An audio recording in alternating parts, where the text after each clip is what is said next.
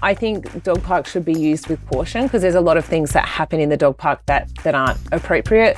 One thing to be aware of is a lot of people use dog parks because they haven't trained their dog. So there's a lot of dogs that don't even know basic obedience skills or listen because it's now fenced, so it's safe to just let your dog run free. I mean, for me personally, for my dogs, I prefer taking them off lead places like the beat. Welcome to the Pawsome Companion, where pets are part of our family. I'm your host, Joanna Herrera, the founder of Coco and Bondi. I'm very excited to interview experts and pet owners to share their stories and insights so you can use them to take care of your babies. Hi, Amy. How are you today? I'm good. How are you? I'm happy to see you again. Yeah, I'm excited to be back. So many questions about like dog parks, dog bullying, and we would love to know a little bit more. So tell me about dog bullying. What is that? I have never heard about that. So how can I understand this a little bit more? Dog bullying's a little bit harder for us to see because we don't do dog body language. Like our body language is different. Yeah, absolutely. So it can be like, it can start really subtle. So it can be that a dog is just like putting their head on another dog's shoulders and just constantly like, doing that or shoving them or like, side swiping. It can, like those things can be done in normal play as well. But what you've got to look at is like, is the other dog withdrawing a little bit? Is it avoiding? Is it looking the other way? Is it being overly submissive in this situation? Is the dog relentless with its play? The dog is going up to other dogs that aren't interested and it just keeps pushing and pushing or shoving. And the other dogs are clearly showing signs that they don't want to be there. So it's like, not much different to a person not respecting another person's boundaries. So, but the dogs are all doing it through their body language. The dog's saying, okay, back off. I don't like that. I don't like that. I don't like that. And the dog's like, no, bad luck, bad luck, bad luck. I want to be your friend. So, I was telling you that I have my experience. I got a Jack Russell. Yeah. And he loves big dogs. Yes. Yeah. So he loves like jumping into them and play rough with them. But it was a few occasions that I used to go to a dog park. Yeah. And it was a big dog. He used to love that dog because I saw them playing, but it were points where the dog was jumping on top of him and just like, pinning him down. And I wasn't sure if my dog was happy or not, or I didn't know what to do. So in those cases, what do you suggest to do? Yeah, so I guess I would try and see if the other owner will like rectify that behavior. Just say, look, your dog's getting a bit rough. Do you mind just grabbing your dog and giving my dog a break? If they won't, then you're probably better off like leaving at that point in time. Anything like pinning down a dog or constantly standing over a dog is really, in dog language, really inappropriate. The same as like rushing up to a dog and like jumping on it instead of having a sniff. Like, you would have seen in a dog park, the normal way for dogs to greet each other is to come up kind of side to side, sniff each other's sides, walk around circles, get to know each other, and then a dog does a play bow or does something like that. But if a dog like rushes into another dog's face and just jumps on it to play, that's not appropriate. That's bullying. That's like the equivalent of a stranger just rushing up to you and giving you a hug. Like it's just not most of us are going to be comfortable with that. So yeah, like in those situations, and I guess, if you're unsure of the play, is this play okay? Is my dog comfortable or not? Getting the other dog pulled away. If the dog that seems like it's unsure is continuing to come back to that game, then it's not unhappy about it. Okay. If you grab the other dog, and that's where, dog parks are hard because ideally, like in daycare, we would grab the other dog's collar and just wait to see how the other dog responds. But grabbing a stranger's dog, like the person might not be comfortable. The dog may not be okay with having its collar grabbed. Yeah. But like if you can ask the owner, can you just grab your dog for a sec? I just want to see if my dog's comfortable. Because if that dog feels uncomfortable, it will take that opportunity to get away. That, oh, you've restrained that dog, I'm out of here. If it's like, actually, I just needed a break, then yeah. So, but normal dog play should be equal. It should be like not just one dog on top of the other all the time. They could be like both rolling on the ground. One might go on like a little bit and then they swap back and forth. But like a dog just constantly, and a dog being submissive constantly is and mostly if it's a bigger dog, obviously. Yeah. And if I'm the dog, if I'm the owner, the dog owner of the big dog, what I should do is like grab my dog and ask them to come. Yeah. Because a lot of it is just over arousal and over excitement in play. So, you know, if you think your dog's getting a little bit out of hand, just grabbing your dog, giving it a break, getting it to calm down and waiting till it's calm before you set it back off to play again, because it's now, when it starts to get into that mode, it's losing control of its emotions. A lot of dogs too that bully are doing it out of fear because they actually lack confidence and are a little insecure. So you'll find the dogs that bully the most are lacking confidence and are insecure within themselves. So they don't have their own, and that's why they pick on somebody that's an easy target. So is there anything do you suggest to those pet owners that have dogs that are a little bit bullers? Doing things like, you know, a bit more monitored play. So you may need to do little bits of play and give them breaks in between, even considering having them on lead initially for the play, just making sure that they're not getting more like reactive. Some dogs get more frustrated with the lead. They may need to do some work on teaching the dog how to self-settle, how to self-calm, and even just building some of the dog's like inner self-confidence so that it's not trying to like get fake confidence from other outlets. So you know, we see fake confidence in dogs a lot, like, you know, with dogs that are, and you'll see it with little dogs that are like scared, and then the owner picks them up and it gets really aggressive. It gets the fake confidence that my owner's holding me, I'm safe, I can pretend I'm tougher than what I am. Very interesting. So you know, working on things that actually build the dog's own self-confidence. Okay. So what do you think about dog parks? Is that good or not good, or what are the things that we have to keep in mind if we frequent those places? So our dogs? It depends on the dog park, and it depends on the dogs and the people. So I think dog parks should be used with caution, because there's a lot of things that happen in the dog park that aren't appropriate. One thing to be aware of is a lot of people use dog parks because they haven't trained their dog. So there's a lot of dogs that don't even know basic obedience skills or listen, because it's now fenced, so it's safe to just let your dog run free. So, you know, they can't recall their dogs. They know their dog can't get away. I mean, for me personally, for my dogs, I prefer taking them off lead places like the beach, because we're going to come across trained and controlled dogs. But if you know, a lot of people like the idea of the dog park and they want to be able to, and it's convenient and it's a good way to exercise their dog. So if you do want to be able to do it, things to be aware of is like looking for, if there's a big kind of group of people and all their dogs know each other, you might end up getting a little bit of a pack mentality going, because their dogs are so familiar. They all probably come at the same time every day or every week. And that can become really scary for a new dog going in, because they'll like flock at them and you know, treat them like be a bit too rude, and bully them more, because it's now a pack mentality.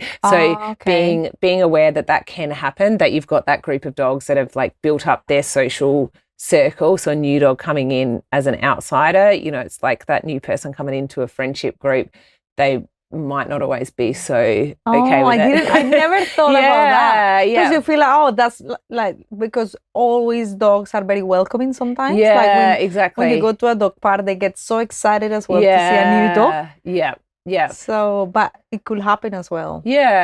So being careful of that, making sure you, like, if I was going into a dog park, I would just do a round on the outside of the park first and let my dog sniff through the fence to know that there's no dogs that are going to be conflict, because some dogs will just have conflict with, you know, particular dogs and personality types, just like some people do. So making sure there isn't going to be any conflicts, or if they are, that the dogs are walking away and not getting angry with each other.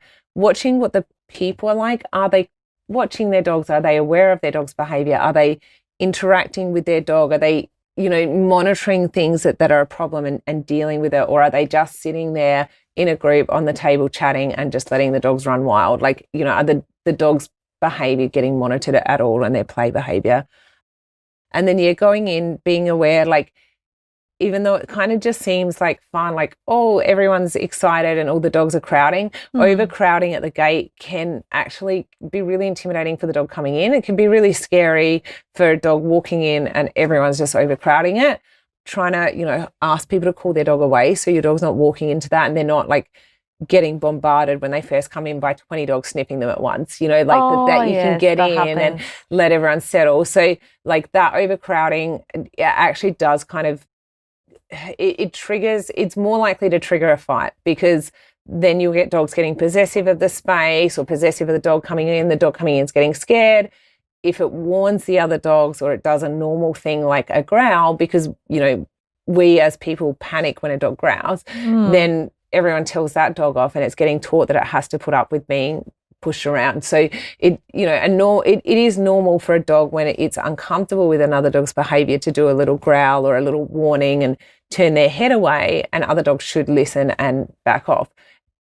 Especially if it's something like the dog's overcrowded by 10 dogs and it's just said, like, their way of growling is saying, can you just back off a bit? Yeah. And there is a lot of, I have seen like there are a few of them that are like for small dogs and large dogs. Yeah. And I feel that is great because for small dogs, obviously you want to try to keep them safe, not because exactly other dogs could be aggressive or because they are too big and they can hurt your dog. Yeah. So it's good as well that people realize that the sizes of the dogs has to be like according to the side of the park, right? Yeah. And I mean it's really good, and I think it's necessary for safety because there are things like, some dogs will have prey drives. So smaller dogs may look like prey and they, may like go to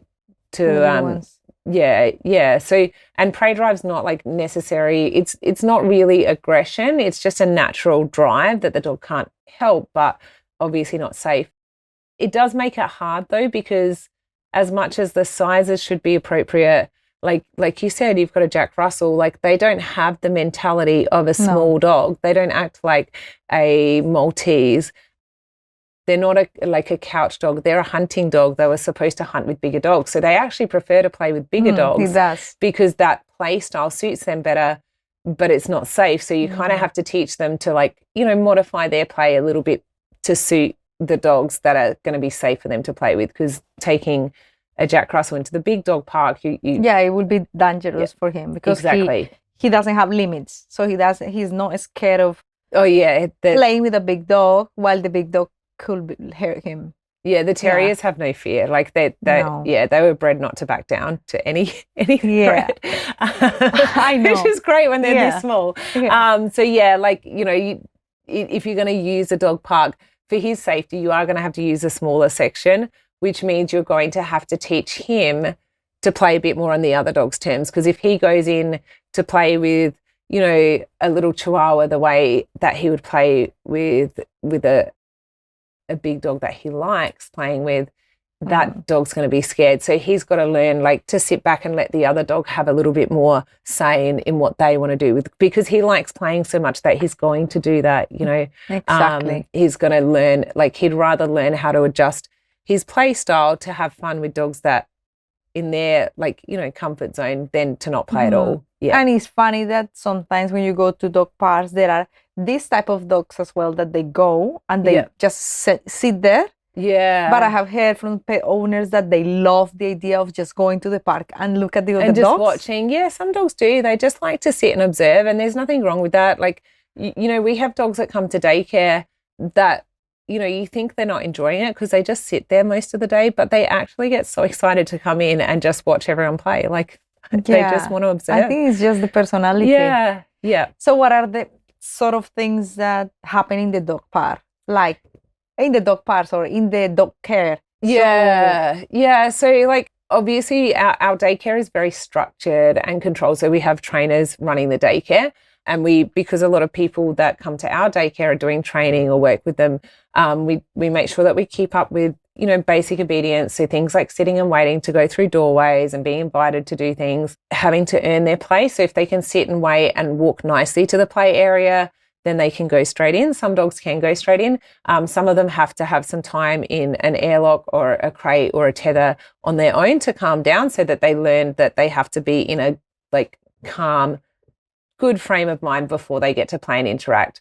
Some of them do have to have afternoon like nap breaks. And obviously like, you know, the dogs all like to get cuddles from the people that are looking after them.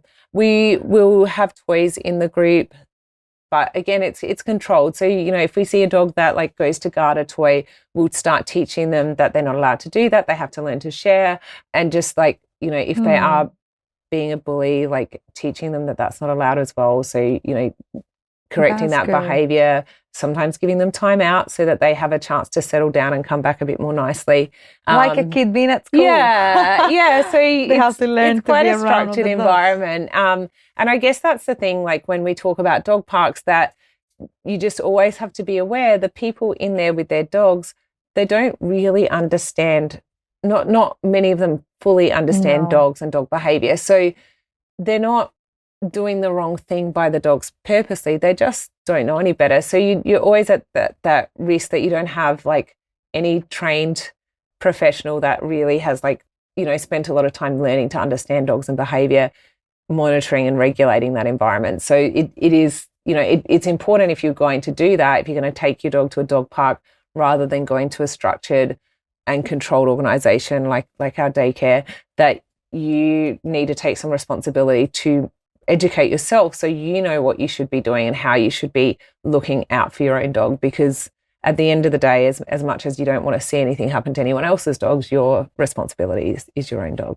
Yeah. And also to make sure that you are obviously taking care of your dog, but making sure that the dog is not doing things to nobody wants to have a dog that's being inappropriate. Like, you know, taking care of your own dog also means taking responsibility and being accountable for their inappropriate behavior. So like to go somewhere and just be like, oh, well, my dog can do whatever he wants as long as he's having fun, but nobody's dog can hurt mine. Like that's not fair either. You know, you've got to make sure that you're also telling your dog like, no, you need to stop that. That's not okay. Yeah. That's a good thing to do.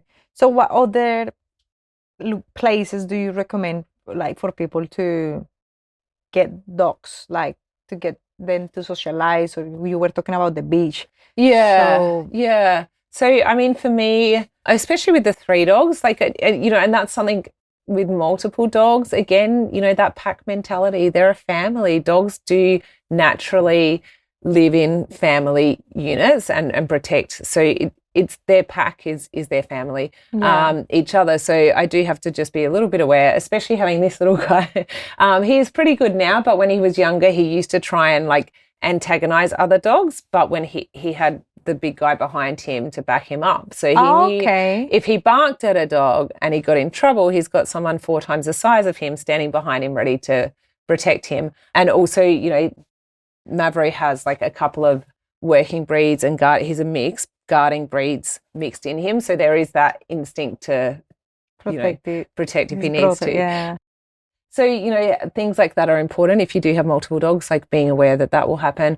If you like can train your dog to do a good recall, going places like a beach or a park where it's maybe not fully fenced, but it's an off-lead area, and other like nature areas, so that there's not so much pressure on them to have to constantly be with each other interacting. You know, they can go off and sniff and they can go off and do different things as well. So it caters for all the dog's needs.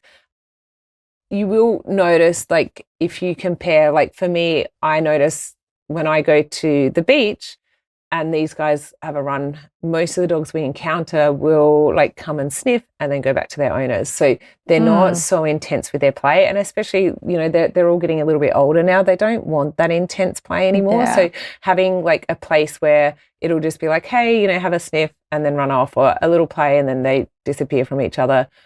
And rather than the dogs focusing on playing together, they're focusing on running around near other dogs. Working, yeah. I feel that my dog gets more tired when I take him for walks or to the beach instead of taking him to the park. Yeah. We realize that when we take him to the park, he comes stressed, like more active, and he wants to bite kind of everything. Like wakes him up. Yeah. I'm not sure if that is a good thing or a bad thing, or Yeah, so I guess what's probably happening is what's called overstimulation. So if a dog's overstimulated, it just like us, like, you know, when you're like really, you've got something going on and you're like just really heightened for a couple of days because your brain's like so in overdrive. So it can happen to dogs as well, where we get them so high with their adrenaline levels and their cortisol levels that they're like not tired. They don't come down from it because they have just like been at this high level for so long that it takes them a while to come down. So whereas the beach, he's like in a medium level where he's having fun, but he's not getting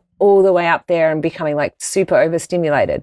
So so that can happen. And that's why, you know, we encourage things like breaks in our daycare. Like if we can see a dog's getting overstimulated, because that's where they can start to practice a lot more inappropriate behavior, because they're just feeling so like over the top excited that they've lost control of all their emotions. So then they start doing things like what we call displacement behaviors, humping other dogs. They don't do it like for any other reason than they're confused, or they'll fidget, or they'll start guarding toys or getting like aggressive about spaces because they just are like so heightened that they don't know how to handle it anymore. So that'd be why you're noticing things like you go to the beach and he's more tired because he had enough mental stimulation without too much. So like too much is not good as well. And the same as too much exercise. You know, when you got an active dog, the people that are like trying to walk their dog and run them for 2-3 hours, you're building up stamina. It's like us going to the gym. The first time you go to the gym, you're tired after 10 minutes. You keep doing that every day, and then it's half an hour before you're tired, and then it's an hour, and then it's 2 hours. Like our bodies adjust and build up stamina so we become more fit. The dogs will do the same. Okay, so in this case, when you run your dog, is that appropriate to do? Like it's fine to do as long as you are you should always be setting your dog and yourself up for success, which means you're setting your habits to something that's maintainable and manageable with your lifestyle. Because, you know, at the end of the day, we get dogs to fit into our lifestyle. Like there's, you know, none of us are getting a dog to change our lifestyle to suit the dog. We want a dog to join our life and be a part of our life. And whatever that looks like to each individual is going to be different. So for some people, that's the dog's goes everywhere with them. The dog sleeps on their bed, the dog's on the couch. As long as they're not displaying any inappropriate behaviors, that's okay. So, but then for some of us, it is like, it's a different, you know, relationship. So whatever you're doing, it has to be maintainable long term. So if you're going to be running them for an hour a day and that's what you want to do, that's the physical exercise you feel like, I want to run for an hour a day, then do it. If you're doing it because you feel like you have to tire out your dog, it's not going to work. So it's not like you're not doing it on the purpose of tiring them out. You're doing it on, this is the exercise regime that I want to keep up with. It is good to give them some exercise. I do try and condition dogs to have like a day off every now and then, just in case, like if you were ever sick or hurt and you couldn't do the exercise that you normally do, that they don't go crazy. Like I don't want to have a dog that can't behave if it doesn't have half an hour walk a day. I want a dog that can behave regardless of what's happening day to day. So if I have a bad day and say we didn't get out for our normal daily walk, they're not like crazy and uncontrollable. Yeah. So I guess like knowing why you're doing it, like I'm doing this as part of their habit, but the rest of it is, you know, general lifestyle and maintenance and maintaining, you know, their mental exercise needs. So if you're maintaining that side of things. And I reckon also it depends of the type of dog, because not all the dogs can walk or run for an hour, for example. You know, if you go and get yourself a French bulldog, you should not be running that dog for an hour, because they, with their short nose and their breathing issues, like they can't physically cool themselves down the same as a working breed dog. So, you know, that's why it is good to know like what dog you're getting and what some of its natural traits are, because a working breed has different desires and different needs. But, you know, there are some dogs that can't be exercised for that long and can't run that long because they weren't bred to be athletic. And if we're trying to turn a dog, and, you know, you could be causing some really serious health problems, like if somebody had a pug or a French bulldog and they wanted to take it or a sausage dog, like a Yeah. So if they wanted to take some of those dogs, the sausage dogs can manage a bit more okay. because but it's those short nose, like the brachycephalic. If they wanted to run that dog for hours and hours, they'd be putting their dog at risk of heat stroke, even on a not hot day. So, there's some awareness to be cautious of. If you want a dog that's like more weather resilient, like obviously him having those Australian breeds and that Kelpie, they just cope with everything. But that comes with its downfall too, because having an active breed means there's a lot of they're easier to train, but they're also harder to maintain behavior wise because they have different drives, different desires. And I reckon you need to also, when you get a dog, think on, okay, what are the things and activities that you like? If you are an active person, it's great for you to have a dog that is active. But if you are not, consider to have a dog that doesn't need too much. Exactly. Like long walks or things like that are going to accommodate with your style. Yeah, exactly. Yeah, you should always be if you want a dog that just sits around, choose a breed that likes to do that. If you want it, the greyhounds are such a good breed for people that want an in-between dog. They want a dog that will go out for a walk but doesn't care if it doesn't. They're okay. Yeah, so because they were, originally bred to run just a short distance and then do nothing. So getting breeds that suit. If you want an active lifestyle, you want to get a dog that can keep up with you. If you want a quieter lifestyle and just to spend a lot more time sitting around, then you should choose a breed that's going to enjoy that, or a type of dog that's going to enjoy that. I have a question for you. I don't know if it's a silly question, but what about the paws of the dogs? Do you have to have any care when you normally walk dogs for long hours? I mean, you do have to, obviously their feet will strengthen over time because they adjust to it. But if you aren't building them up gradually, you may have to do things get dog booties for them to keep their feet safe, or you can get a cream. It's called Mush's Secret, and it's kind of like a barrier cream for the bottom of their paws. So you put it before you go for walks with the dogs. I mean, most of them will adjust with time, but if you're noticing that they're, especially depending what you're on, if you're walking on a lot of cement and bitumen, it's going to take its toll a bit more on their paws, but compared to soft ground, I always think oh my god, he's walking too much and I don't want him to get his paws, but I mean, you do it's something that you should keep an eye on, because it can happen just from over exercising, where they can wear away the pads of their paws and then end up with really red sore pads that you've got to wait for the skin to kind of grow back. Also, probably creams to keep hydrated the paws as well. May help. Yeah. And you can use things like coconut oil and stuff. Natural things that are cheaper for people to use. Yeah, exactly. Yeah. So let's say someone pay a lot of money training their dogs. Yeah. And they learn of the rules and everything, and they stop training the dog because all the classes went well and everything, and they start taking the dogs to the dog park again. So how fast a dog can unlearn all the things that learned from that training sessions that had?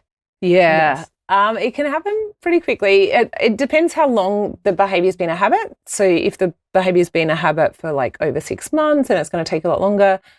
If it's only just started to learn good habits, then they can learn bad habits really quickly, especially if the bad habits are more appealing to the dog. So just if we were going on a healthy eating plan, we can break that healthy eating plan quicker when our other options are really appealing. So if it's something you really love, that's the temptation. So that can obviously, depending how much the dog loves it, can depend. If you are going to the dog park and doing things and you're implementing the same structure and rules and expectations and boundaries, then the dog won't unlearn behaviors. So it's all around what we do. If you just start letting them do whatever they want and all the rules are gone, they may start making bad choices. And depends if they're kind of a leader or a follower. If they're the sort of dog that's a follower, they're going to copy other dogs' behavior quicker. So if you're around dogs that are teaching them bad habits, and they're naturally more of a follower, they'll learn those bad habits really quickly. If they're not much of a follower, then they'll stick to what they know. So how do I know if my dog is a follower? I guess just watch like when he interacts with you or with other dogs, like does he look at other dogs and kind of copy their behavior, or does he go up to them confidently and initiate what's going to happen? Okay. And what can I do to support them to probably not to be a follower? Yeah.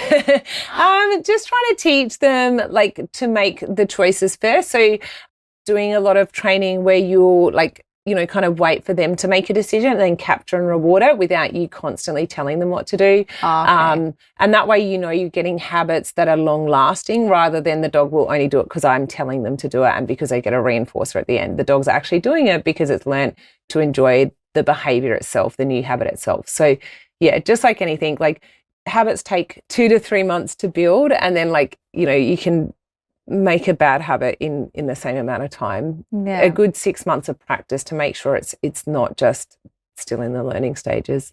Yeah, because I think like, you have to keep doing the training even yourself at home. Yeah. To keep the dog like remembering all the exactly, things. like just reminders every now and then, and it should become part of your lifestyle. Like it should just become part of your everyday life, that the things that you want your dog to do, like for example sitting and waiting at doorways, become normal. The dog never gets invited through a doorway without sitting and waiting, and you know that getting your attention is on an invite. Like if you just make everything part of your everyday life and schedule, then it becomes a habit and not just a training, that behavior that the dog's doing when you're in a training session. That's wonderful to learn. Thank you so much, Amy, for being here again. And we love all this information that you just shared. Thank you. So we will put all the information about your business, about you, in the show notes of this episode so people can learn more and ask questions if they want. Amazing. Thank you so much. Thank you. Thank you so much for tuning into this episode of the Pawsome Companion. If you have any further questions for our experts, feel free to leave them in the show notes or reach out to me directly. And if you are a pet expert who would love to contribute to this podcast, we will be thrilled to hear from you.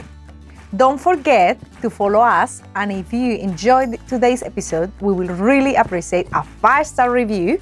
Thanks again, and we will see you at the next episode.